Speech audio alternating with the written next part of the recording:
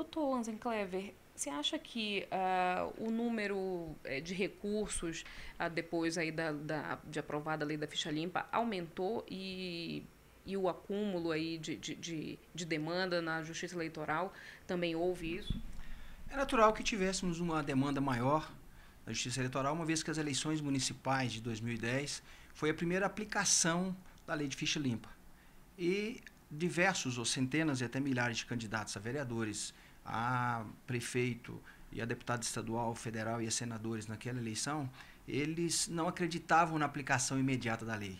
E apostaram na impunidade, apostaram numa possível demora da Justiça Eleitoral, de forma que eles se candidatassem, registrassem a sua candidatura, disputassem a eleição, fosse vencedor, fosse diplomado e tomasse posse e levasse o mandato diante de liminares. O que causaria, naturalmente, uma insegurança para a comunidade, para a sociedade e para a municipalidade. Mas acreditaram, mas a Justiça mostrou o contrário. Então, o número de recursos proporcional a esse número de candidatos, porque a Justiça Eleitoral, o próprio TSE, calculou em 14 mil possíveis candidaturas que estariam irregulares na eleição daquele ano. Ou seja, teríamos 14 mil agentes políticos em 2010 na ficha suja que não poderiam ter disputado aquelas eleições municipais.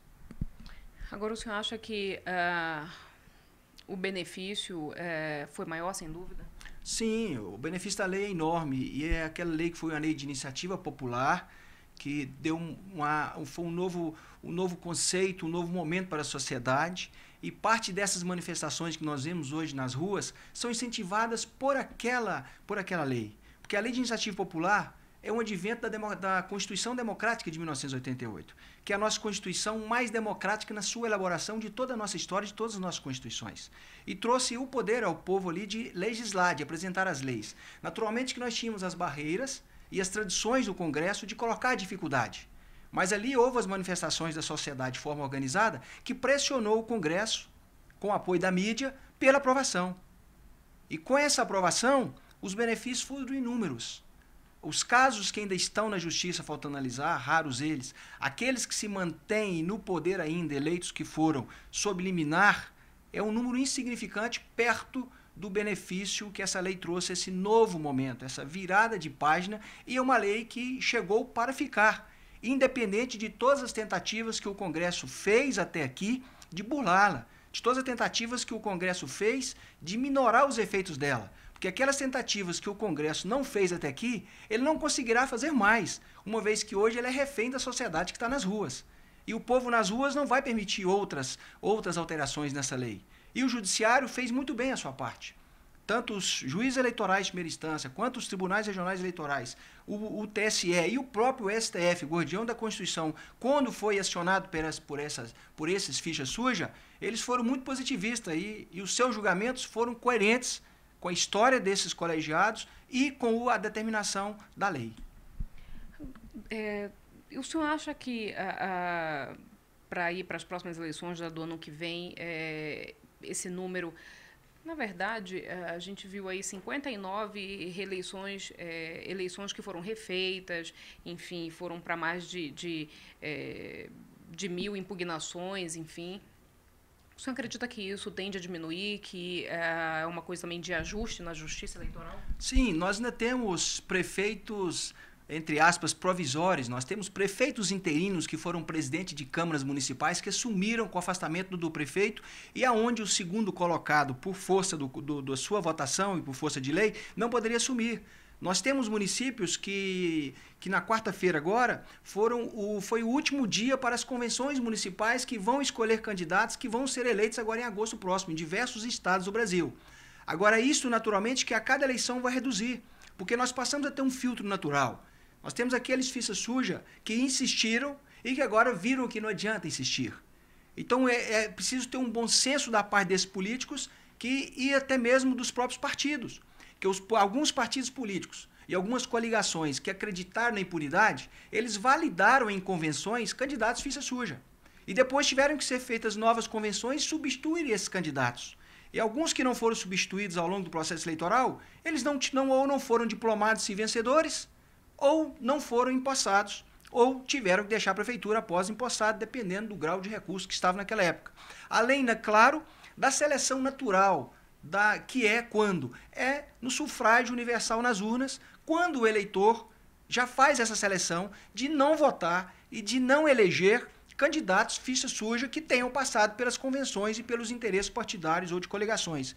E isso, com a conscientização da população, isso é cada vez maior. A população está cada vez mais a exigir isso dos partidos. Essa própria manifestação que tem na rua hoje, o que nós percebemos é que o povo na rua não está pedindo uma reforma política. Ele quer uma ética na política. Ele quer uma renovação nos partidos. Quer renovação na filosofia e no trabalho dos partidos, na ideologia dos partidos. E quer renovação nos políticos. E a renovação nos políticos não é só a renovação de nomes. É renovação de atitude. É renovação de conceito. É renovação de postura daqueles eleitos e que são os verdadeiros e devem ser os verdadeiros representantes daqueles que o elegem. O senhor acha que o que pode aí ser feito se além dessa conscientização do político, enfim, para que a lei da ficha limpa seja melhor administrada, enfim, eu digo que diminua aí esse acúmulo na justiça eleitoral, esses recursos, o que de repente pode ser feito? Nós tivemos um grande avanço nessa semana, que a partir do momento que o povo obrigou o Congresso a ter uma agenda positiva, como se o Congresso tivesse direito a ter uma agenda negativa. Dentre as leis aprovadas agora, às pressas, desengavetadas, nós tivemos agora essa semana a lei da ficha limpa para o servidor público, para o agente político, seja comissionado de concurso, aplicando a ele. Isso é um avanço, é uma consequência da lei da ficha limpa lá atrás. E a única forma que vai ocorrer de ter essa coibição e esse número menor de recursos é a conscientização daqueles agentes políticos que se enquadram na lei da ficha limpa. Ele entender que ele precisa cumprir essa penalidade. Ele precisa cumprir aquele período, aquele interstício de afastamento de inelegibilidade. Claro que o direito brasileiro traz todos os direitos de recurso. Ninguém pode ser condenado até que a sentença esteja em trânsito em julgado. Naturalmente. Mas aqueles que realmente têm consciência disso, ou que já estão julgados e condenados por colegiado, conforme diz a lei, não devem insistir. E é preciso mais. Naturalmente que imediatamente o Ministério Público começou agora a cobrar dos candidatos que provocaram a nova eleição os custos da nova eleição. Porque hoje a população está nas ruas querendo que melhor aplicação de recursos. E para ter recursos para a educação, para a saúde, para o transporte público, esses recursos não podem se esvair em outras coisas desnecessárias, supérfluas ou que beneficiem poucos. E qual o interesse da sociedade em recolher impostos para custear segundas eleições pelo capricho de um partido, de uma convenção ou de um candidato? Então o Ministério Público já começou a cobrar, o ano passado, em nome da União, os recursos despendidos numa segunda eleição de quem causou ela. Isso, quando mexe no bolso, você já traz uma reação. Então o candidato e o partido vai ter que pensar mais um pouco. Se ele acredita que ele pode ludibriar mais uma vez o povo, escondendo o passado daquele candidato, ele vai correr o risco de, além dos seus dispêndios com a campanha, de ter que devolver aos cofres o custo de uma nova eleição que ele vai causar. Então isso vai ser um filtro. E a Justiça Eleitoral está preparada. Além do que, os acordos dos julgados anteriores têm força de lei. Então todos aqueles casos que foram casos peculiares no Brasil inteiro, todos os tipos de casos que você imaginar, aconteceram. Todos os tipos de exemplos, diversos. E isso foram julgados no TRE e foram julgados no TSE e até no STF. Então nós fizemos coisa julgada. Então várias situações que vêm agora, nós já temos na nossa jurisprudência, não só na doutrina. É uma forma de que o candidato, o partido, a coligação, tenha conhecimento e de que ele veja que naqueles casos ele não deve afrontar a lei, que não vai prosperar aquela candidatura. Aquele candidato não vai assumir o seu cargo no legislativo ou no judiciário ou no executivo. Agora, doutor, existem projetos, inclusive, aí está sendo encaminhado, enfim, projeto, inclusive, do deputado Cândido Vacarezza, de tentar aí derrubar, se não derrubar, mas pelo menos diminuir a lei da ficha limpa, que é abrindo brecha para que o ficha suja se candidate. O senhor acha que isso passa em meios a manifestações e tudo mais? O que o senhor pensa? Não creio. Nós estamos vivendo num novo momento político e social do país, né?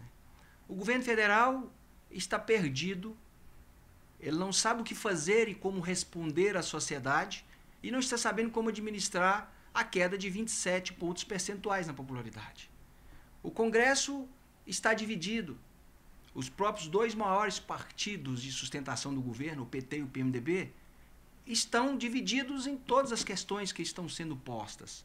E o Congresso busca dar uma resposta à sociedade, busca se colocar ao lado do anseio da sociedade, desengavetando projetos que estão lá 2, 4, 6, 10 anos engavetados e não votados.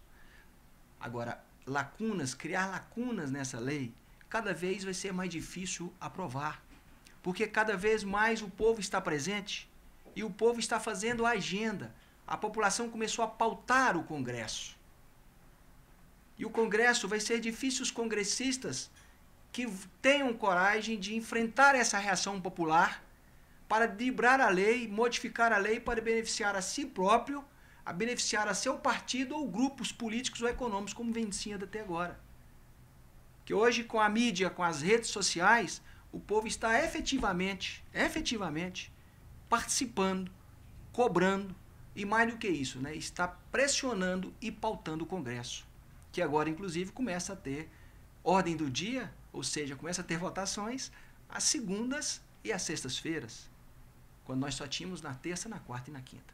Então, não, é cada vez menor a possibilidade, não é que é impossível, mas é cada vez menor a possibilidade de que sejam aprovados projetos em prejuízo da sociedade, em prejuízo da nossa ordem democrática e em prejuízo da justiça e do interesse maior do povo.